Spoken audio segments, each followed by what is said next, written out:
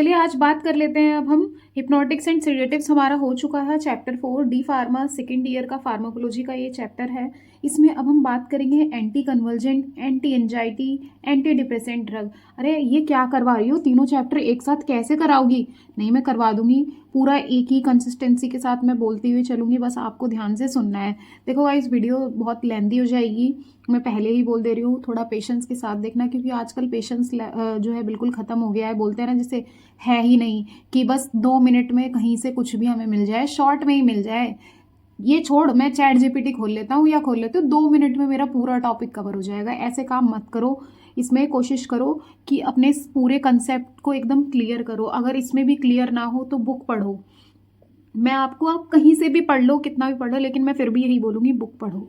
ठीक है, बुक पढ़ना एक बोलते हैं कि आर्ट है, ये भी एक है ना, कि आपको बहुत अच्छे से आना चाहिए। आपके कंसेप्ट अगर क्लियर होंगे तो आपको कभी दिक्कत नहीं होने वाली है। हालांकि मैंने भी अपने डी फार्मा में यही गलती करी थी, उस टाइम पे इतना ध्यान नहीं दिया, बस पढ़ती चली गई, कुछ समझ ही नहीं आता था। जब नए नए होते हैं तो हमें पता थोड़ी ना होता है कुछ, कि बिल्कुल फार्मा का पी भी नहीं इतना पता होता है। अब जैसे ही हम उसमें एंट्री कर दिए, भैया इतने हार्ड सब्जेक्ट्स, तो कहाँ तक तुम रट्टाफिकेशन लगाओगे? मैंने खुद ने भी कहाँ तक ही रट्टाफिकेशन लगाई होगी, वो कभी काम नहीं आती है। बस आपका ब्रेन जो होता है वो बिल्कुल, एक टाइम आता है कि वो टेंडेंसी भी रट्टा मारने वाली ख़त्म हो जाती है। फिर आता है कि भैया अब तो कंसेप्ट मेरा क्लियर ही रहे, तो यहाँ पे हम वही करेंगे। ठीक है, एंटी कन्वर्जेंट जो है ये अगर आप समझ गए तो एंटी एंजाइटी समझने में भी टाइम नहीं लगेगा ना, डिप्रेसेंट। तो और 2 टॉपिक आपके ऑलरेडी कवर है। यहाँ पे भी आप देखते हुए आ रहे हो कि सीएनएस को डिप्रेस कर रहे हैं हम, सीएनएस की एक्टिविटी को कम कर रहे हैं। तो अब हम चलते हैं एंटी कन्वर्जन की तरफ। तो सबसे पहले देखते हैं कन्वर्जन होता क्या है। ठीक है, तो स्टार्ट करते हैं, सिलेबस यहीं रख लेती हूँ मैं। एंटी कन्वर्जेंट ड्रग्स, ये कन्वर्जेंट लिखा है, थोड़ा स्पेलिंग में दिक्कत हो गई थी, पहले मैंने ऐसी बस क्या लिख दिया था, कनलजेंट, पता नहीं क्या लिखा था, मुझे खुद भी नहीं पता, वो तो मैंने अचानक से देख लिया, नहीं तो अभी मेरा मजाक उड़ रहा होता। ठीक है, तो ये क्या है, ऐसे एजेंट्स है। और गाइस देखो, शेयर करना मत भूलना, यहाँ एफर्ट्स आपके लिए है, तो आपको भी थोड़ा थोड़ा सा एफर्ट्स लगा दो यार, मेरे लिए शेयर कर दिया करो, और इंटरेस्ट और लोगों तक पहुँचे, है ना। अगर आपको इंटरेस्ट आ रहा है तो और भी लोगों में आ ही जाएगा, क्योंकि लगता है मुझे, मैं थोड़ा बहुत तो सही पढ़ा ही लेती हूँ, पूरा नहीं थोड़ा बहुत। पूरा पूरा कब होगा, जब हम अपने अंदर और चेंजेस करते जाएंगे, है ना। मॉडिफिकेशन बहुत ज़रूरी है आज की डेट में। ठीक है, स्किल्स डेवलप करना बोलते हैं जिसको। तो चलो देखते हैं अब हम, बिना ज़्यादा बोले, दीज आर द एजेंट्स। ये क्या है, ऐसे एजेंट्स हैं या ऐसे ड्रग्स हैं जो क्या कर रहे हैं, ट्रीट कर रहे हैं कन्वर्जन को। किसको ट्रीट कर रहे हैं? कन्वर्जन को। देखो, इससे पहले मैं कहीं भी पढ़ा, मैं खुद भी पढ़ती थी, तो मैं सोचती थी कन्वर्जन का मतलब तो दौरे पड़ना होता है, कन्वर्जन, एपिलेप्सी, ये सब एक ही तो है, इनमें अलग क्या है? तो आज मैं यहाँ पे आपको बताऊंगी कि ये दोनों ही टर्म अलग अलग हैं। ठीक है, तो कन्वर्जन का मतलब क्या होता है? These are sudden muscle jerk और स्पाज्म। जर्क मतलब बहुत ज़्यादा मूवमेंट, ठीक है, मसल में ज़्यादा मूवमेंट हो जाना।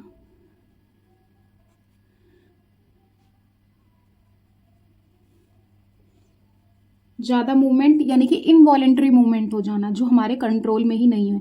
ऐसा कब होता है? जब ब्रेन की एक्टिविटी बहुत ज़्यादा बढ़ गई है ना, तो उस केस में ये होता है। ठीक है, स्पाज्म यानी मसल्स में बहुत ज़्यादा कॉन्ट्रैक्शन, बहुत दर्द है, तो हम कह सकते हैं कि भाई ये कन्वर्जन हो सकता है। अब एपिलेप्सी से कैसे जुड़ा हुआ है? क्यों? क्योंकि कन्वर्जन भी एक पार्ट है किसका, एसोसिएटेड विद एपिलेप्सी। अगर किसी को दौरे पड़ते हैं, एपिलेप्सी मेन क्या है, इसका मतलब है दौरे, लिख देती हूँ। तो एपिलेप्सी के अंदर हमें कन्वर्जन देखने को मिलता है, कि वहाँ पे जर्किंग हो जाती है, मूवमेंट मसल्स की बहुत ज़्यादा बढ़ जाती है।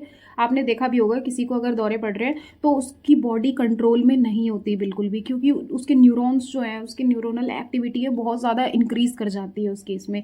क्यों, कैसे इंक्रीज़ कर जाती है? जितने न्यूरो हैं हमारे, एक्साइटेटरी न्यूरो हो गए, जैसे डोपामीन है और एसिटाइल कोलिन हो गया, है ना, और क्या है हमारा, एड्रिनलिन है, नॉर एड्रिनलिन है, ये सब, ग्लूटामेट हो गया, ग्लाइसिन हो गया, ये सब बहुत ज़्यादा इंक्रीज कर जाते हैं। जब ये इनकी एक्टिविटी कब बढ़ती है ज़्यादा? जब ये वेसिकल से रिलीज होते रहते हैं, रिसेप्टर पे जाके बाइंड होते रहते हैं। वेसिकल्स आपने पढ़ा था ना, नर्व एंडिंग पे, जो जहाँ पे हमारे न्यूरोट्रांसमीटर स्टोर करके रहते हैं। तो अगर ये निकलते रहेंगे तो सोचो इलेक्ट्रिकल एक्टिविटी कितनी ज़्यादा हमारी इंक्रीज होती रहेगी, ट्रांसमिशन बढ़ता रहेगा, तो मूवमेंट बहुत ज़्यादा हो जाएगी। तो हाँ, यही क्या है, इस केस में ही दौरे पड़ते हैं। कन्वर्जन होता है यहाँ पे, ठीक है। तो कन्वर्जन और एपिलेप्सी दोनों पता चल गया। Jerking movement is convulsion. तो आगे देखते हैं अब हम इसमें, अब एपिलेप्सी पे पहुंचते हैं। तो एंटी कन्वर्जेंट पढ़ने का मतलब ही हमारा यही है कि हमें यहाँ पे एपिलेप्सी के बारे में पढ़ना है। किसके बारे में? एपिलेप्सी। थोड़ा कन्वर्जेंट बताओ क्या होता है, फिर बताओ कन्वर्जन ही एपिलेप्सी का पार्ट है, तो फिर एपिलेप्सी की शुरुआत हो जाती है यहाँ से। एपिलेप्सी क्या है? ग्रुप ऑफ डिसऑर्डर है। अब हम ये भी कह सकते हैं कि अगर एपिलेप्सी किसी को है तो कन्वर्जन हो सकता है, कन्वर्जन होगा ही होगा। बट अगर किसी को कन्वर्जन हो रहा है यानी कि जर्किंग मूवमेंट हो रही है, इसका मतलब ये नहीं है कि उसको एपिलेप्सी है, ठीक है। ये ध्यान रखो, ये है एक पॉइंट वाली बात।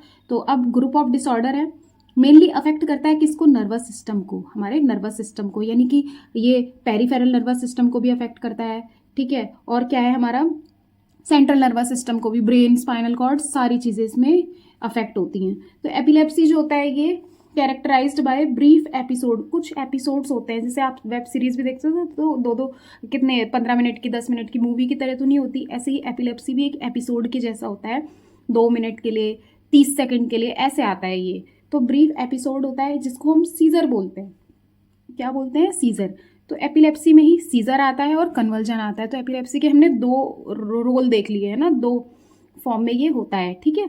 तो अब सीजर जो हो रहा है, ब्रीफ एपिसोड है, उसमें क्या होता है? लॉस ऑफ कॉन्शियसनेस हो जाता है एपिलेप्सी में, बंदा जो है बेहोश हो जाता है, या फिर बॉडी मूवमेंट बहुत ज़्यादा हो जाती है, जिसे हम कन्वर्जन बोल रहे हैं। तो यही क्या होता है? एपिलेप्सी को पहचानने का तरीका होता है। कैरेक्टराइज्ड बाय लिखा है, यानी कि हम इस तरीके से पहचान सकते हैं। फिर एपिलेप्सी क्या होता है? देखो, ये हमारा सडन डिस्चार्ज है न्यूरोनल सेल्स का। हमारे जो ब्रेन की यूनिट क्या है? न्यूरॉन है ना। तो न्यूरोनल सेल्स जो होते हैं वो बहुत ज़्यादा बनने लगते हैं, डिस्चार्ज उनका बहुत ज़्यादा होता रहता है, एबनॉर्मल डिस्चार्ज भी हो जाता है। फिर देन इलेक्ट्रिकल एक्टिविटी का ब्रेन में, यानी कि बहुत ज़्यादा इलेक्ट्रिकल इम्पल्स जनरेट होना बहुत बढ़ जाता है, सब कुछ समझ रहे हो ना। ट्रांसमिशन इतना ज़्यादा बढ़ जाएगा कि मूवमेंट कंट्रोल में ही नहीं होगी, अनकंट्रोलेबल हो जाएगी, ठीक है। तो इसी को हम क्या बोलते हैं? एपिलेप्सी बोलते हैं। अब हम सीधा क्लासिफिकेशन देख लेते हैं। अगर आपने ये क्लासिफिकेशन को अच्छे से समझ लिया ना यहाँ पे, तो उसके बाद जितने भी इंडिकेशन, एक्शन जो है फार्माकोलॉजिकल, उन्हें समझने में दिक्कत नहीं होगी। आज तक हम बस सुनते हुए आ रहे हैं। अगर आप यहाँ पे अच्छे से नहीं पढ़ोगे तो, अगर आप देखो मैं क्या बता रही थी कि अगर आप यहाँ पे अच्छे से नहीं पढ़ोगे एपिलेप्सी, तो आपके लिए भी बस ये नाम बन के रह जाएंगे, आपको ये कभी समझ में नहीं आने वाला। तो सबसे पहली बात, 2 टाइप का होता है, एक होता है जनरलाइज्ड, एक होता है पार्शियल। तो जनरलाइज्ड मतलब जो पूरी तरीके से हो जाएगा, पूरी जगह पे होगा, और पार्शियल यानी थोड़ा बहुत, ठीक है। तो किस तरीके से? जो सीजर होगा ना, सीजर यानी हमने क्या पढ़ा था कि छोटे छोटे एपिसोड को ही हम सीजर बोलते हैं, ठीक है, दौरे के। तो सीजर अगर दोनों हेमिस्फीयर में है, ब्रेन 2 पार्ट में डिवाइड है, 2 हेमिस्फीयर में, हेमिस्फीयर मतलब हाफ स्फीयर, तो ऐसे करके पूरा एक स्फीयर है जो 2 में है। तो उन दोनों में ही सीजर अगर हुआ है तो हम कह देंगे कैसा है वो सीजर? जनरलाइज्ड है। देन अगर पार्शियल होगा तो वो सिर्फ एक हेमिस्फीयर, एक पोर्शन में हेमिस्फीयर के ब्रेन के अफेक्ट करेगा, उसमें सीजर हमें देखने को मिलेगा। ये नहीं है कि दोनों में, किसी में भी हो सकता है। तो अब ये खुद देखो, ये बायलेटरल हो गया, लेटरल मतलब इधर उधर है ना, तो बट दोनों तरफ हो गया, तो ये दोनों हेमिस्फीयर में। यूनिलेटरल यानी एक ही तरफ, तो एक ही तरफ ये होगा, ठीक है। तो अब हम देखते हैं, अब जनरलाइज्ड सीजर के भी टाइप्स होते हैं, जिसमें जनरलाइज्ड टोनिक क्लोनिक सीजर होता है, GTCS है, फिर उसके बाद एब्सेंट सीजर है, फिर एटोनिक सीजर है, देन मायोक्लोनिक है, और एक इन्फेंटाइल स्पाज्म है।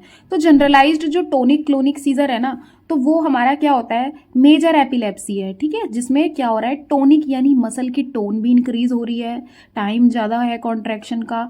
क्लोनिक मतलब बहुत ज़्यादा मसल में कॉन्ट्रैक्शन है, तो दोनों वर्ड, टोन मसल के लिए मसल की टोन बढ़ रही है, क्लोनिक कॉन्ट्रैक्शन भी बढ़ रहा है। तो ये अगर हो रहा है तो एपिलेप्सी भी कैसी होगी? मेजर होगी, ठीक है, जिसमें ग्रैंडमल एपिलेप्सी के नाम से भी हम इसको जानते हैं, जहाँ पे दोनों ही चीज़ें होती है। 1 से 2 मिनट तक रहता है ये वाला सीजर हमारा, फिर अनकॉन्शियसनेस भी हो जाता है, पेशेंट फॉल कर जाता है, पेशेंट गिर जाता है। इस केस में पहले बहुत तेज जर्किंग होगी, मूवमेंट इतनी ज़्यादा बढ़ेगी, फिर वो बेहोश होके गिर जाएगा, ऐसे होता है। तो देखो मैंने यहाँ लिखा भी है, क्लोनिक का मतलब है short episode of muscle contraction, थोड़े टाइम के लिए, फिर टोनिक में इंक्रीज हो जा रही है मसल कॉन्ट्रैक्शन, तो समझ रहे हो ना, टोन बढ़ जाना और क्लोनिक हो जाना। तो ये है जनरलाइज्ड के अंदर। फिर उसके बाद है एब्सेंट सीजर। एब्सेंट सीजर में क्या होता है कि बहुत कम टाइम के लिए है, ये माइनर एपिलेप्सी होता है। क्या होता है? माइनर, पेटिटमल बोलते हैं इसको, ये टी लिखा है, पेटिटमल एपिलेप्सी। क्यों? क्योंकि यहाँ पे सीजर नहीं होता, यहाँ पे सिर्फ हमें क्या देखने को मिलेगा? जर्किंग मूवमेंट देखने को मिलेगी। यहाँ पे पेशेंट फॉल नहीं करता, वो गिरता नहीं है, कॉन्शियसनेस उसकी खत्म नहीं होती है ना, रहता है वो कॉन्शियस मतलब, ठीक है। और ये ज़्यादा टाइम के लिए भी नहीं होता, सेकंड के लिए है, या बोल सकते हैं चलो ये भी मिनट के लिए है, लेकिन इसमें पेशेंट को होश रहता है, ऐसे आप ध्यान रखेंगे। तो यहाँ से आपको सीजर और कन्वर्जन क्लियर होते हुए चलेंगे। अब एटोनिक सीजर यानी कि एकाइनेटिक एपिलेप्सी, ऐसी एपिलेप्सी है जिसमें बेहोश तो हो सकता है, लेकिन यहाँ पे मूवमेंट नहीं हो रही, मसल में कॉन्ट्रैक्शन नहीं हो रहा है, ठीक है, टोन नहीं बढ़ रही मसल की। तो क्या नहीं हो रहा है इस केस में? हमारा कन्वर्जन नहीं हो रहा है, सिर्फ कॉन्शियसनेस खत्म हो रही है यहाँ पे, तो उनके नाम से ही ये बना हुआ है। फिर उसके बाद मायोक्लोनिक है, तो ये भी क्या सा होगा? मसल में कॉन्ट्रैक्शन हो रही होगी, short episode of muscle contraction है यहाँ पे भी, ठीक है, सिर्फ अलग अलग, ये अकेले है, यहाँ पे टोन नहीं है, सिर्फ मायो है। इन्फेंटाइल स्पाज्म यानी कि जो बच्चों में मसल में कॉन्ट्रैक्शन हो रही होगी, बच्चों में जर्किंग मूवमेंट देखने को हो रही होगी, उसको हम इन्फेंटाइल बोलते हैं। एक स्टेटस एपिलेप्टिकस भी होता है, वो सबसे ज़्यादा लाइफ थ्रेटनिंग होता है। उसमें क्या होता है? टोनिक क्लोनिक दोनों ही चीज़ें होती हैं, ठीक है, तो वो भी हमारा जनरलाइज्ड का ही पार्ट है। अब आगे देखते हैं, फोकल और पार्शियल सीजर में दो टाइप हैं, सिंपल पार्शियल सीजर और एक है कॉम्प्लेक्स, और एक ऐसा है जिसमें सिंपल कॉम्प्लेक्स दोनों ही होते हैं, ठीक है, वो जनरलाइज्ड के साथ जैसा हो जाता है, जनरलाइज्ड टोनिक क्लोनिक प्लस में ये दोनों भी। तो सिंपल वाला ध्यान रखो, यहाँ पे क्लोनिक जर्किंग होती है, यानी मूवमेंट बहुत ज़्यादा हो जाती है बॉडी में, ठीक है, और 30 से 90 सेकंड तक रहती है पूरी मसल्स में कॉन्ट्रैक्शन। फिर पेशेंट रिमेन कॉन्शियस, यहाँ पे सिंपल पार्शियल सीजर है तो यहाँ पे बेहोश नहीं होता है पेशेंट, कॉन्शियसनेस रहती है उसकी, ठीक है। Complex partial seizure temporal lobe epilepsy है, इसमें पर्सन को ऐसा फील होता है जैसे वो बिल्कुल सपने में चला गया, ड्रीम लाइक स्टेट हो जाती है यहाँ पे, और क्यों? क्योंकि ये टेम्पोरल लोब में हो रहा है।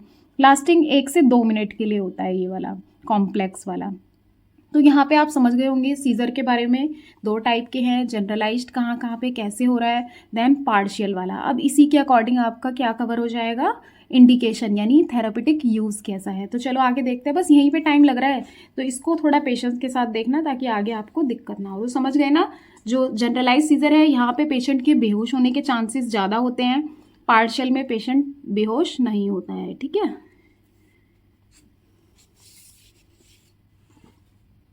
अब हम बात कर लेते हैं किसकी?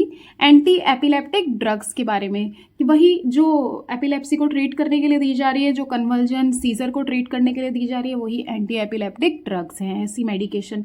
तो सबसे पहले हम इसमें पढ़ते हैं जाना माना बार्बिट्यूरेट, जो हमने हिप्नोटिक सेडेटिव में भी देखा, जनरल एनेस्थेटिक में भी देखा। तो अब तुम खुद सोचो, जब न्यूरॉन्स की एक्टिविटी इतनी ज़्यादा बढ़ गई है, तो हमने बताया था कि आपके दो टाइप के न्यूरोट्रांसमीटर होते हैं, एक होता है एक्साइटेटरी जो न्यूरॉन्स की एक्टिविटी को इंक्रीज करता है, और एक होता है इनहिबिटरी, अगर एक्टिविटी ज़्यादा बढ़ गई है तो वो उसको कम करने का काम कर लेता है।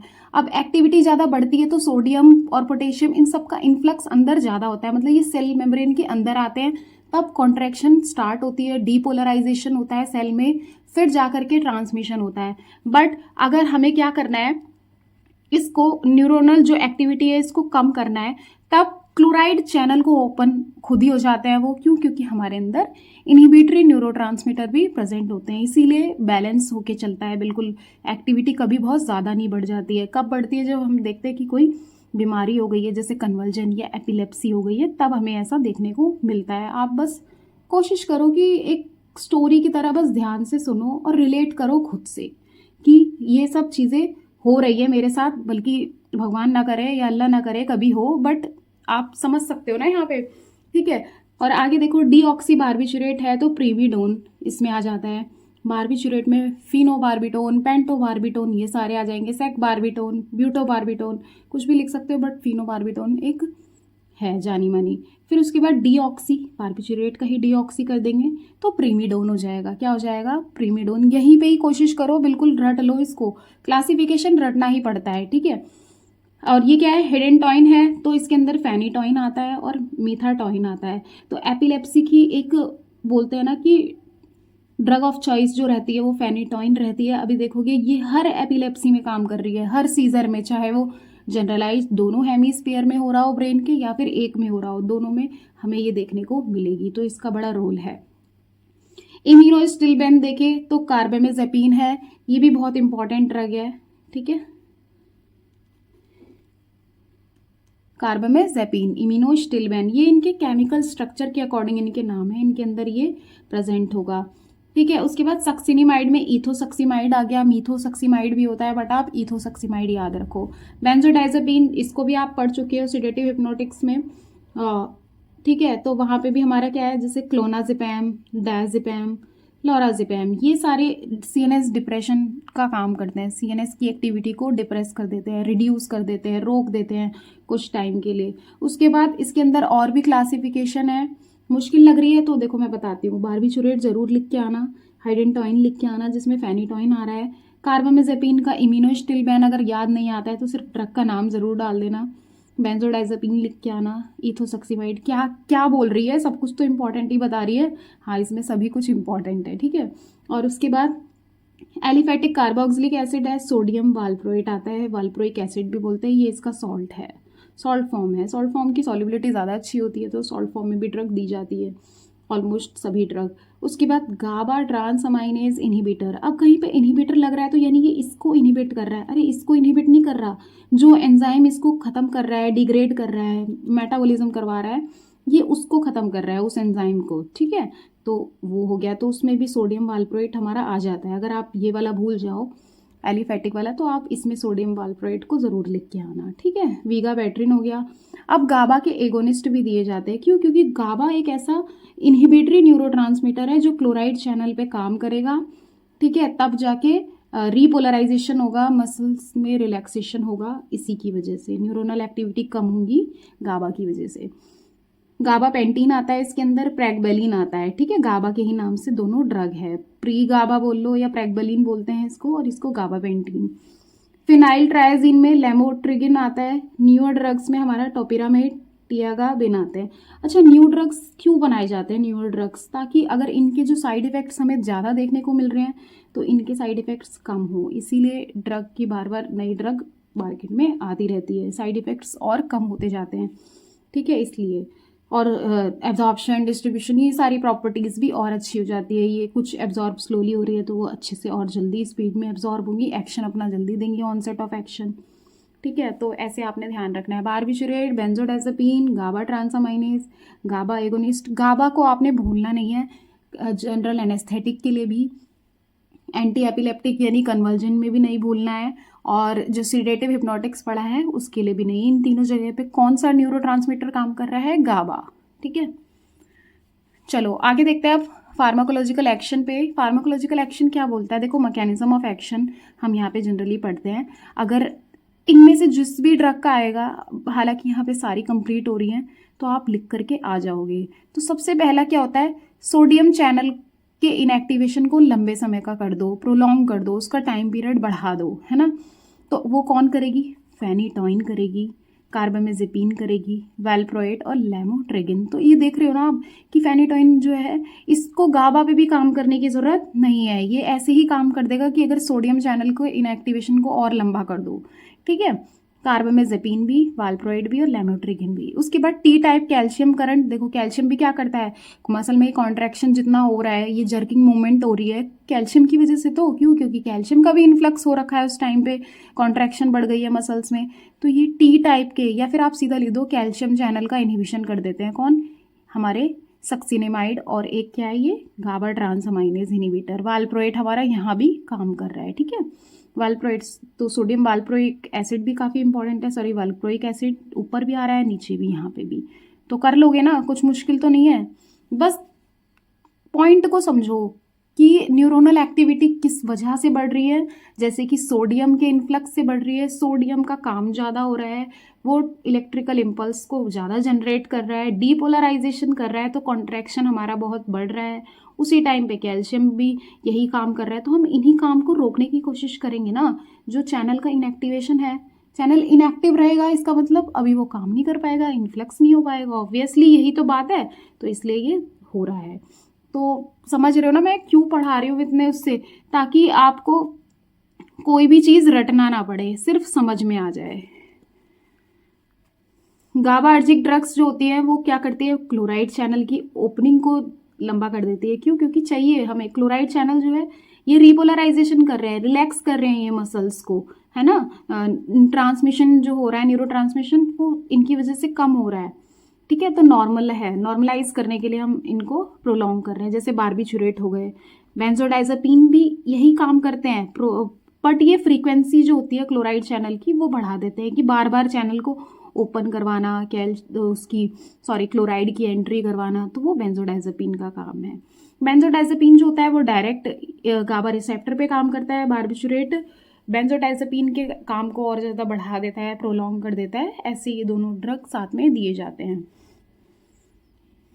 इनहिबिट गाबा ट्रांसअमाइनेज जो एंजाइम है जो गाबा को ख़त्म कर रहा है। गाबा का फुल फॉर्म क्या है? Gamma amino butyric acid. ठीक है, तो विगाबैट्रिन आता है इसके अंदर, और सोडियम वाल्प्रोइड भी इसमें हम लिख सकते हैं, इसी में आ जाएगा। ब्लॉक गाबा रीअपटेक। गाबा का रीअपटेक का मतलब क्या है? मैंने बताया था कि जैसे नर्व एंडिंग है हमारी, मान लो, ठीक है, तो यहाँ पे सिनेप्टिकल वेसिकल है जिसमें हमारे न्यूरोट्रांसमीटर स्टोर है। मान लो कोई भी, जैसे कि नॉरएड्रेनालिन है, ये स्टोर है, तो ये रिलीज होता है, रिसेप्टर पे जाता है, हमारे रिसेप्टर पे गया, फिर उसके बाद जितना बाइंड होना था बाइंड हो गया, फिर वापस से रीअपटेक हो जाता है। अब रीअपटेक हो जाएगा, है ना, तो क्या होगा, फिर दोबारा से ये रिलीज नहीं हो पाएगा, ये यहाँ पे अपना एक्शन ज़्यादा नहीं दिखाएगा, तो हमें रीअपटेक को क्या कहते हैं, ब्लॉक करना होता है कि वापस से मतलब रीअपटेक ना हो। समझ रहे हो ना, कि अपना काम करता रहे, क्योंकि हमें गाबा का एक्शन ज़्यादा चाहिए। ठीक है, इस तरीके से तो गाबा इसको ख़त्म करेगा, नॉरएड्रेनालिन के काम को रोकेंगे। किस तरीके से? खुद बाइंड होके, तो वो टिगाबिन हो गया। तो कोई दिक्कत तो नहीं है यहाँ पे। सोडियम को हमें रोकना है, कैल्शियम को रोकना है, और क्लोराइड चैनल को ओपन करना है। ठीक है, तो ये एक्शन था। अब हाँ, मैं बता दूं, अगर जैसे कोई एक ड्रग के बारे में आपसे पूछता है तो उसका फार्माकोलॉजिकल एक्शन आप किस तरीके से लिखोगे कि ये प्रोलॉन्ग कर देता है सोडियम चैनल के इनएक्टिवेशन को, then act on the CNS पे काम करेगा, सीएनएस की एक्टिविटी को रिड्यूस कर देगा, न्यूरोनल एक्टिविटी को कम कर देगा। ठीक है, ये हमें एक्शन देखने को मिलता है। फिर उसके बाद डोजेस देख लेते हैं इसकी क्या है। 4-5 जो इम्पॉर्टेंट ड्रग हैं उनकी डोज लिखी है, और जो जितनी बची हुई हैं वो भी ऐसे ही डोज के साथ दी जाती है, सेम। ज़्यादा ये सारी पोटेंट होती है, ड्रग डिपेंडेंस हो जाता है, ब्रेन पे सीधा जाके काम कर रही है, तो हैबिट फॉर्मिंग हो जाती है, तो इसलिए ये कम ही दी जाती है। 100 mg BD दिया जाता है, यानी 2 टाइम। बच्चों में 5 से 8 mg एक दिन में। फिर उसके बाद 100 से 100 mg की टैबलेट आती है, 200 mg, 400 mg की भी आती है। अगर मैक्सिमम बहुत सीवियर है एपिलेप्सी तब ये दी जा रही है इतनी डोज। फिनोबार्बिटोन 30-60 mg की होती है, और 200 mg पर ml इंजेक्शन दिया जाता है इमरजेंसी के टाइम पे, तुरंत अगर हमें डिप्रेस करना है एक्टिविटीज़ को सीएनएस की। इथोसक्सीमाइड है, 20 से 30 mg पर केजी दिया जाता है। डाइजेपम 0.2 से 0.3 mg पर केजी आईवी रूट से दिया जाता है, और 100 mg पर डे टैबलेट के हिसाब से डाइजेपम दिया जाता है। और भी 60 mg, 80 mg, ब्रांड के हिसाब से, जितना अच्छा ब्रांड उतनी अच्छी पोटेंसी उसकी का, पोटेंट यानी कि कम डोज पे वो अपना एक्शन बहुत अच्छा दिखा देगा। ठीक है, और साइड इफ़ेक्ट्स भी और देखने को मिलेंगे। इंडिकेशंस यानी थेरापेटिक यूज़ अब कहाँ कहाँ पे है, तो देखो फेनिटोइन जो है वो पार्शियल और जनरलाइज दोनों एपिलेप्सी में को ट्रीट करने के लिए दिया जा रहा है। यानी कि हम ये भी एक और पॉइंट बढ़ा के लिख सकते थे कि phenytoin is use to treat grand epilepsy जो हमारा टोनिक क्लोनिक के अंदर था, और पैटिटमल जिसमें एब्सेंट सीजर होता है उसमें भी दिया जा रहा है, और पार्शियल है तो सिंपल पार्शियल में भी, कॉम्प्लेक्स में भी दिया जाता है। ठीक है, carbamazepine is use to treat partial seizure में देते हैं इसको मेन, और टोनिक क्लोनिक में भी दिया जाता है, जिस और क्या है, इसी को ही हम क्या कह रहे हैं, ग्रैंड mal एपिलेप्सी में दिया जा रहा है ये। देन उसके बाद इसको, और जो हमारी ये एंटी कन्वर्जेंट ड्रग है, एंटी डिप्रेसेंट एक्शन होता है इसमें, डिप्रेस कर देती है।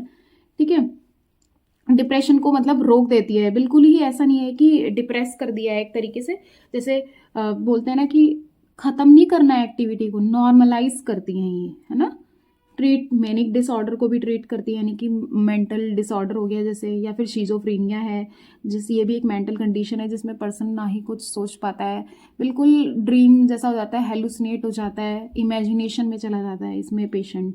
ठीक है। वैल्प्रोइक एसिड इसको पार्शियल सीजर और टोनिक क्लोनिक में दिया जाता है ट्रीट करने के लिए। तो आप फेनेटोइन का ध्यान रखो, देन उसके बाद आप लिख के आ जाओगे, कोई दिक्कत नहीं होगी। अगर आपको टफ लगता है तो आप किसी ड्रग को मेंशन मत करो, ऐसे ही सारे यूज लिख दो, सारे सीजर के नाम अलग अलग डाल दो यहाँ पे। ठीक है। और देखो जो ये फिनोबार्बिटोन है इसको क्यों दे रहे हैं हम, मायोक्लोनिक और टोनिक क्लोनिक सीजर को ट्रीट करने के लिए दे रहे हैं। ठीक है। और डायजेपैम है, ये एंटी कन्वर्जेंट है, मसल रिलैक्सेंट प्रॉपर्टी है इसमें। और डायजेपैम फर्स्ट लाइन ड्रग है, ये इमरजेंसी कंट्रोल, अगर कन्वर्जन बहुत ज़्यादा जर्किंग मूवमेंट हो रही है, हमें मसल्स को रिलैक्स करना है, जैसे कि स्टेटस एपिलेप्टिकस जो लाइफ थ्रेटनिंग एपिलेप्सी होती है, इसमें यही होता है कि बहुत ज़्यादा जर्किंग हो जाती है, पेशेंट बेहोश भी हो जाता है, दोनों काम इसमें हो जाता है, जनरलाइज्ड पार्शियल दोनों ही। तो उस केस में डायजेपैम जो होती है फर्स्ट लाइन ड्रग है, सबसे पहले यही दी जाती है। और ये बहुत अच्छा मसल रिलैक्सेंट भी है। जितनी भी एक्सपेरिमेंटल एक्टिविटीज़ होती है ना एनिमल्स में, किसी भी ड्रग को देखने के लिए जो पहले एनिमल को हमें रिलैक्स करना है, उसकी मसल्स की एक्टिविटी को रोकना है, तो डायजेपैम भी दिया जाता है फिनोबार्बिटोन वगैरह के साथ। ठीक है। एडवर्स इफेक्ट देखें तो क्या क्या हो सकता है, nausea and vomiting, sedation, ataxia. Ataxia क्या होता है कि सर घूमने लग जाता है, बिल्कुल चक्कर आने लगते हैं, है ना, तो वो अटैक्सिया जैसी कंडीशन हो जाती है। तो ये हमें एंटी कन्वर्जेंट ड्रग से देखने को मिलता है। टेरेटोजेनिसिटी यानी कि बच्चे में क्या इम्पेयरमेंट कर देगा, एबनॉर्मेलिटीज़ आ जाएगी अगर ये मदर ने ले लिया मेडिसिन कोई भी। रैशेज होंगे, हाइपोनेट्रीमिया होगा, क्यों, क्योंकि हम सोडियम को इनएक्टिवेशन जो है चैनल का वो कर रहे हैं, तो सोडियम की कमी हो जाएगी ब्लड में, तो हाइपोनेट्रीमिया बोलते हैं उसको। वेट गेन और लॉस भी होगा, या तो किसी का बढ़ जाता है किसी केस में, या कम भी हो जाता है। ऑस्टियोपोरोसिस, हड्डियों में ब्रिटल हो जाएंगी हड्डियाँ। कॉन्ट्राइंडिकेशन किस केस में नहीं देना है, the patient having allergic reaction है अगर किसी को, तब नहीं देना।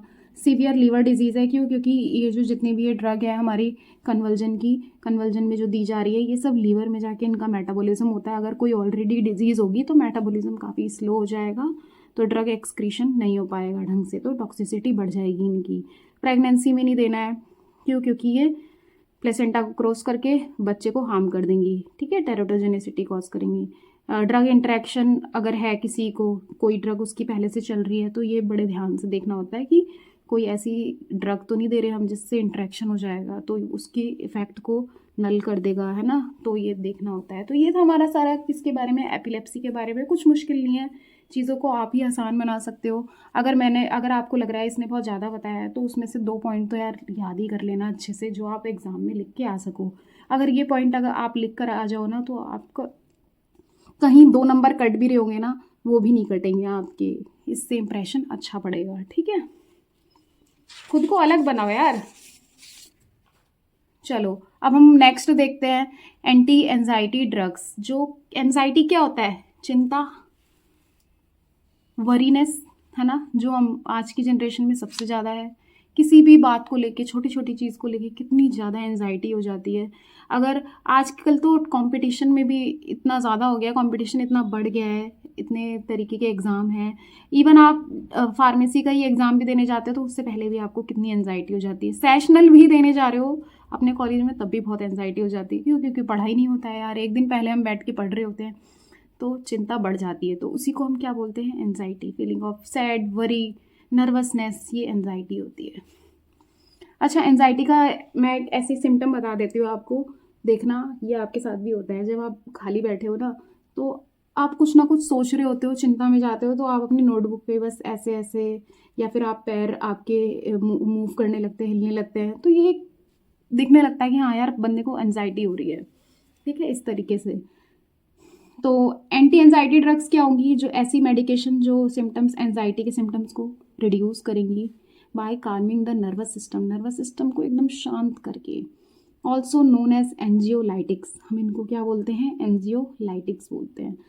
ठीक है, क्यों, क्योंकि ये एंजाइटी को तोड़ रही है, ब्रेक कर दे रही हैं। सीएनएस डिप्रेसेंट हैं ये भी, सीएनएस की एक्टिविटी को हम क्या कर रहे हैं यहाँ पे, स्लो कर रहे हैं। एंजाइटी होती है तो दिमाग भी देखते हो कुछ होश में ही नहीं रहते हम लोग कि क्या हो रहा है, ये काम और गलत होने लग जाते हैं जब एंजाइटी होती है। देखा होगा आपने, कुछ ढूंढ रहे हो, वो चीज़ आपको आसानी से मिल सकती है, लेकिन आप घबराहट में जल्दी जल्दी में ढूंढ रहे हो तो वो आपको नहीं मिलता जल्दी से कोई भी सामान, है ना। Anxiety, this is a feeling of worry और नर्वसनेस। तो आप कहीं पे भी अगर किसी भी ड्रग की डेफिनेशन जैसे किसी भी एजेंट्स की लिख के आते हो, जैसे एंटी एंजाइटी है, पहले एंटी एंजाइटी लिखो, फिर उसके बाद ये भी बता दो एंजाइटी क्या है। जैसे एंटी एपिलेप्सी है या एंटी इमेटिक है, तो ये भी बता दो इमेटिक क्या है ना। अब वीडियो को थोड़ा पॉज कर देना, थोड़ी देर बाद देख लेना, या अभी मत ही देखना, कभी और देख लेना, बट कंप्लीट कर लेना कभी ना कभी तो इसे अच्छे से। और मैंने ये चीज़ें इजी रखी है क्योंकि एक एपिलेप्सी है, उसको समझना काफ़ी इंपॉर्टेंट है अगर आप फार्मा पढ़ रहे हैं तो। उसके बाद ये आपने आप समझ में आने लग जाएंगे। एंजियोलाइटिक, बेंजोडाइजेपिन आता है इसके अंदर, जिसमें डाइजेपैम, ऑक्साजिपैम, लोराजिपैम, एल्प्राजोलम। एल्प्राजोलम आज की डेट में सबसे ज़्यादा ड्रग ये दी जाती है एंजाइटी को ख़त्म करने के लिए, डिप्रेशन को ख़त्म करने के लिए, ठीक है। मतलब जो CNS की एक्टिविटी ज़्यादा बढ़ गई है उसको कम करने के लिए दी जा रही है। एजापिरोन्स जो होते हैं ये न्यू ड्रग हैं हमारे, न्यू कैटेगरी, काफ़ी पहले ये डिस्कवर हो चुके हैं, लेकिन एज़ कम्पेयर टू दिस ये न्यू है। बुस्पिरोन है, जिपिरोन है, ईसापिरोन है। तो एजापिरोन में पिरोन आ जाएंगे सारे, तो कहीं पे पिरोन आए तो समझो ये एंजियोलाइटिक्स है। फार्माकोलॉजिकल एक्शन देखते हैं इनका। ये भी क्या करेंगे, बेंजोडाइजापीन एक्ट करेगा न्यूरोट्रांसमीटर पे की एक्टिविटी को इफेक्ट एनहांस कर देगा। एनहांस मतलब बढ़ा देगा, किसकी, गामा अमीनो ब्यूटारिक एसिड की, गाबा की, ऑन इट्स रिसेप्टर, इसके रिसेप्टर पे वर्क करके। तो जिससे क्या हो जाएगा, CNS डिप्रेशन हो जाएगा। CNS डिप्रेशन की वजह से विच रिजल्ट्स इन एंजियोलाइटिक हो जाएगा, हमें देखने को मिलेगा। सीडेटिव हो जाएगा, यानी कि CNS जो है बिल्कुल काम हो गया है, ठीक है। मसल रिलैक्सेंट, यानी मसल्स में एकदम रिलैक्सेशन हो जाएगा, और एंटी कन्वल्जेंट इफेक्ट हो जाएगा। तो ये सारे बेंजोडाइजापीन के हमारे रोल हैं। एजापिरोन कैसे काम करता है, ये पार्शियल एगोनिस्ट होता है, सीरोटोनिन पे काम करता है, क्योंकि सीरोटोनिन भी जो होता है एक्साइटेटरी न्यूरोट्रांसमीटर भी है, ये एक एलर्जिक रिएक्शन को कॉज करता ही है। उसके अलावा ये भी न्यूरोनल एक्टिविटी को बढ़ाता है ब्रेन में। जो 5HT1A, इसके टाइप्स हैं काफ़ी सारे, तो जो 1A है वो ब्रेन पे काम करके पार्शियल एगोनिस्ट की तरह काम कर रहे हैं, ये इस पे एक्ट करेंगे, ठीक है। फिर मिनिमल इफेक्ट इसका गावा पे भी होता है। अब जो हमें पता है जो पार्शियल एगोनिस्ट होते हैं ना, वो बाइंड तो हो जाते हैं लेकिन इफेक्टिव नहीं होते, वो उसके काम को बल्कि कम कर देते हैं। तो सीरोटोनिन के काम को ये पार्शियल एगोनिस्ट की तरह करके रोक देते हैं, ठीक है। गाबा रिसेप्टर जो होता है मिनिमल इफेक्ट है इसका गाबा पे, प्रोवाइडिंग एंजियोलाइटिक इफेक्ट प्रोवाइड करता है, लेकिन ये सिडेटिव मसल रिलैक्सेंट प्रॉपर्टी नहीं शो करते। तो तभी तो ये अच्छे हो गए ड्रग्स। हमें सिर्फ एंजाइटी को दूर करना है तब हमें ये वाले देने चाहिए, बट अगर हमें उसके साथ साथ कन्वर्जन है या मसल रिलैक्सेंट चाहिए तब हम बेंजोडाइजापीन भी देते हैं, ये आपको ध्यान रखना है। तो अगर इसकी कोई भी ड्रग आई तो आपने यही लिख के आना है उसमें जो मैंने जनरल आपको बताया है, ठीक है। डोजेस देख लेते हैं हम। डायजेपैम की डोज देखो, मैंने बताई थी ना कि डिपेंड करता है कि ब्रांड कौन सा है। तो 2 से 5 mg ट्वाइस डेली 2 बार दिया जा रहा है। एल्प्राजोलम है 0.25। अब ये कम क्यों दी जा रही है, क्योंकि सिर्फ हम चाहते हैं कि एंजाइटी दूर हो, तो एंजाइटी कम डोज में भी खत्म हो जाएगी। ज़्यादा कब दे रहे हैं, जब एपिलेप्सी जैसी कंडीशन हो रही है। एल्प्राजोलम 0.25 1 mg TDS, यानी कि दिन में 3 बार। बुस्पिरोन 5 से 15 mg एक बार या फिर 3 बार भी दिन में दे सकते हैं। इंडिकेशन देखते हैं। डायजेपैम जो है hypnotic, anxiolytic, muscle relaxant, anti convergent action है।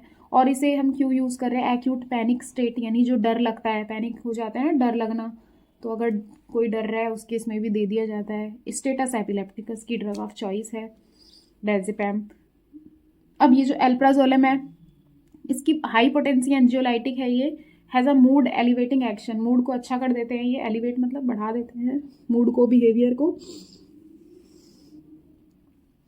मतलब कि जो मूड काफ़ी ज़्यादा ऐसे होता रहता है ना, बढ़ता रहता है, बेकार होता है, तो वो अच्छा कर देते हैं एल्प्राजोलम हमारा।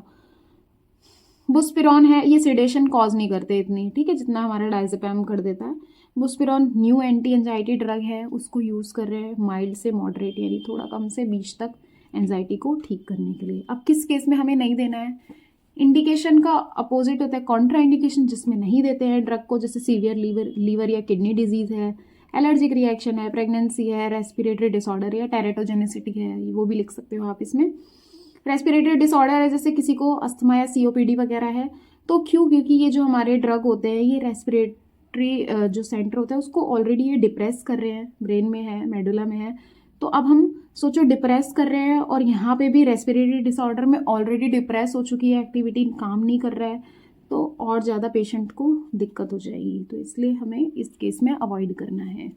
तो ये था हमारा किसके बारे में, एंटी एंजाइटी के बारे में। मैं बोल रही थी ना सिर्फ आपको किस टॉपिक में ज़्यादा टाइम लगेगा, एपिलेप्सी में, और उसके बाद इतना टाइम नहीं लगने वाला। अब थोड़ा सा टफ एंटी डिप्रेसेंट भी है, ठीक है। नाम क्या बता रहा है एंटी डिप्रेसेंट का, कि ऐसे एजेंट जो डिप्रेशन को क्या करेंगे, ट्रीट करेंगे, ख़त्म करेंगे, ठीक है। अभी डिप्रेशन भी देखेंगे क्या है, तो कैसे काम करेंगे, ये न्यूरोट्रांसमीटर को बैलेंस करेंगे ब्रेन में जो है, जैसे सीरोटोनिन हो गया, नॉरएपिनेफ्रिन हो गया, डोपामिन। तो वहाँ पे हम देख रहे थे जब कन्वर्जन हो रहा था तो इनकी एक्टिविटी बहुत ज़्यादा बढ़ गई थी, ठीक है। अब इस केस में इनकी एक्टिविटीज़ जो है वो बहुत कम हो गई है, तो डिप्रेशन आ चुका है ना, जब ये हमारे बहुत ज़्यादा एक्टिव नहीं है, ठीक है। तो डिप्रेशन क्या है, एक मूड डिसऑर्डर है in which feeling of sadness, hopelessness, ये हो गया है, and a loss of interest occur, बिल्कुल इंटरेस्ट खत्म हो जाता है पेशेंट का, होप खत्म हो जाती है। और ये ड्रग क्या करते हैं, ये मूड को एलिवेट कर देते हैं, बढ़ा देते हैं, मेंटल डिप्रेशन के केस में मूड अच्छा कर देते हैं। तो क्लासिफिकेशन देखते हैं अब एंटी डिप्रेसेंट की। तो यहाँ पे अब क्लासिफिकेशन जो होगी ना वो ऐसी होगी जो न्यूरोट्रांसमीटर से सारी रिलेटेड होगी। न्यूरोट्रांसमीटर को अब हमें यहाँ बढ़ाना है, जबकि हमारे उन दोनों केस में हम वहाँ पे कम कर रहे थे, ठीक है, वहाँ पे एक्टिविटीज़ को। यहाँ ऑलरेडी डिप्रेशन है, इसका मतलब सीएनएस में कम हो गई हैं सारी चीज़ें, अब हमें यहाँ पे नॉर्मलाइज करना है। तो रिवर्सिबल इनहिबिटर्स देते हैं माओ के, मोनोअमीन ऑक्सीडेज ए, एक बी भी होता है, तो इसको हमने क्या बोल दिया, रीमा बोल दिया है ना, रिवर्सिबल यानी वापस से नॉर्मल भी हो जाएंगे ये इनहिबिटर। तो माओ क्या करता है, मोनोअमीन ऑक्सीडेज, ये हमारी एड्रिनर्जिक न्यूरॉन्स वगैरह जो है वहाँ पे पाया जाता है उनकी सेल मेम्ब्रेन पे, तो वहाँ पे ये जो भी होता है ना, रीअपटेक हो रहा है, ठीक है, जो मेटाबॉलिज्म हो रहा है हमारे न्यूरोट्रांसमीटर का, वो इसी की वजह से होते हैं। मोनोअमीन ऑक्सीडेज वो उनको ब्रेक कर देता है ताकि इनकी एक्टिविटी नॉर्मल हो जाए, ज़्यादा ना हो। अब यहाँ पे हमें इसको रोकना है और इनको बढ़ाना है, इनको मेटाबॉलिज्म इनका यानी इनको टूटने नहीं देना है, ठीक है। तो इसकी एक्टिविटी को हम कम कर देते हैं। तो वो कौन सी ड्रग है जो कम करते हैं, मोक्लोबेमाइड है, ठीक है, और क्लोरगाइलिन है। तो क्लोरगाइलिन ध्यान रख लो। उसके बाद आते हैं ट्राईसाइक्लिक एंटी डिप्रेसेंट, ये भी यही काम कर रहे हैं हमारे, कि डिप्रेशन को ख़त्म कर रहे हैं, रोक रहे हैं। कैसे, अभी इनका भी एक्शन हम देखेंगे। ये सीएनएस एएनएस दोनों पे काम करते हैं ट्राईसाइक्लिक एंटी डिप्रेसेंट। ये तो हमारा हो गया जो मोनोअमीन ऑक्सीडेज से रिलेटेड है, ठीक है। सिलेक्टिव सीरोटोनिन रीअपटेक इनहिबिटर, हमने देखा जो सीरोटोनिन है ये भी न्यूरोनल एक्टिविटी को अच्छा करता है। तो जो इसका बार बार रीअपटेक हो जा रहा है ना, ये वापस से जो चला जा रहा है सेल मेम्ब्रेन पे, हमारी मेम्ब्रेन पे, तो हमें उसे रोकना है कि ये रिसेप्टर से बाइंड रहे। जब बाइंड होगा तभी ट्रांसमिशन शो होता है, ठीक है, सेल में। तो इसको करना है हमें। तो यहाँ पे फ्लोक्सिटिन, सिटेलोप्रेम, एसिटेलोप्रेम आता है सिलेक्टिव के अंदर। और फिर यहाँ पे देखो सीरोटोनिन और नॉरएपिनेफ्रिन दोनों आ जाते हैं। तो सीरोटोनिन, नॉरएपिनेफ्रिन रीअपटेक इनहिबिटर्स। तो यहाँ पे हमें रीअपटेक को रोकना है। अपटेक यानी वो दोबारा से, री मतलब फिर से सेल यूटिलाइज ना कर ले। अगर सोचो यूटिलाइज कर लेगा सीरोटोनिन को तो रिसेप्टर के साथ बाइंड ही नहीं रहेगा, तो वो काम कैसे शो करेगा। तो हमें वही उसी चीज़ को रोकना है। और एटिपिकल एंटी डिप्रेसेंट ट्रेजोडोन, बुप्रोपियोन, ठीक है, वो जो एजापिरोन थे एंटी एंजाइटी में, वो बुसिपिरोन था, ये बुप्रोपियोन है, ठीक है। तो अब ये वाले जो हैं ट्राईसाइक्लिक जो होता है वो टिपिकल एंटी डिप्रेसेंट है, जो दोनों पे काम करेगा हमारा, सीरोटोनिन के लिए भी वर्क करेगा और नॉरएड्रेनालिन पे भी काम करेगा, कई सारे न्यूरोट्रांसमीटर पे। बट ये जो एटिपिकल है ये सिर्फ किस पे काम करता है, सीरोटोनिन के रीअपटेक को रोकता है, और नॉरएपिनेफ्रिन, डोपामिन से इसका कोई लेना देना नहीं है, ठीक है। तो अब हम देखते हैं और अच्छे से जो एक्शन मैंने बताया यहाँ पे। तो कुछ मुश्किल नहीं है, याद हो जाएगी ना ड्रग तो मैंने यहाँ देखी नहीं। ट्राईसाइक्लिक एंटी डिप्रेसेंट में इमिप्रामीन, एमिट्रिप्टिलीन, सारे लिन आते हैं। इमिप्रामीन, ट्रिप्टिलीन, डेसिप्रामीन, दो तो एक जैसे हो गए, और नॉरट्रिप्टिलीन, ये हो गया। यहाँ पे फ्लुएक्सिटिन आता है, पैम वाले आते हैं सीरोटोनिन में, और सीरोटोनिन नॉरएपिनेफ्रिन में वेनलाफेक्सिन डिलोक्सिटिन होता है, एटिपिकल में ट्राजाडोन है और बुप्रीपियोन है। अच्छे से याद कर लेना।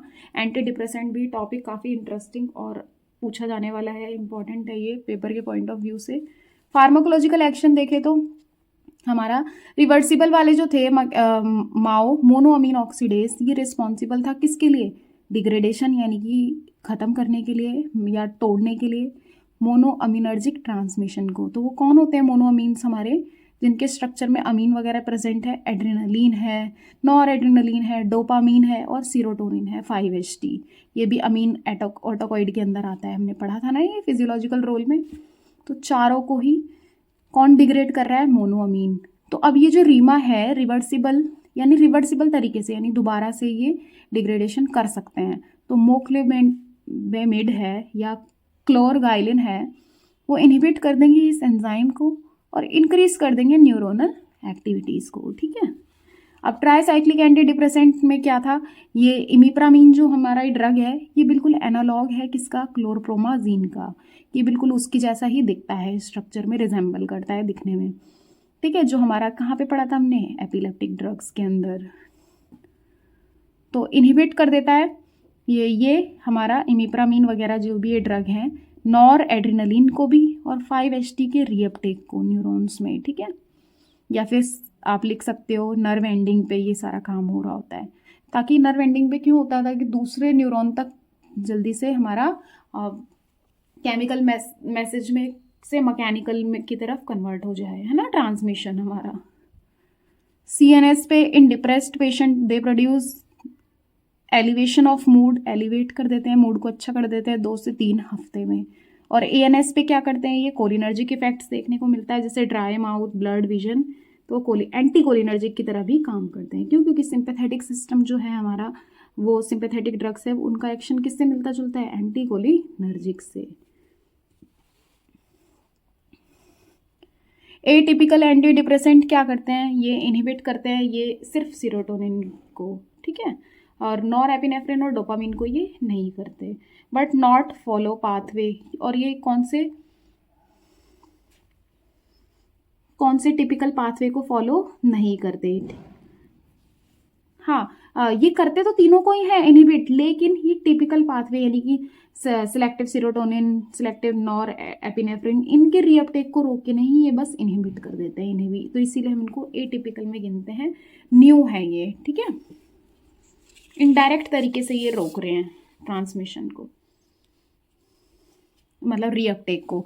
उसके बाद डोजेस देखते हैं इमिप्रामीन की। सबकी देखो 50 से 200 mg तक ही दी जाती है।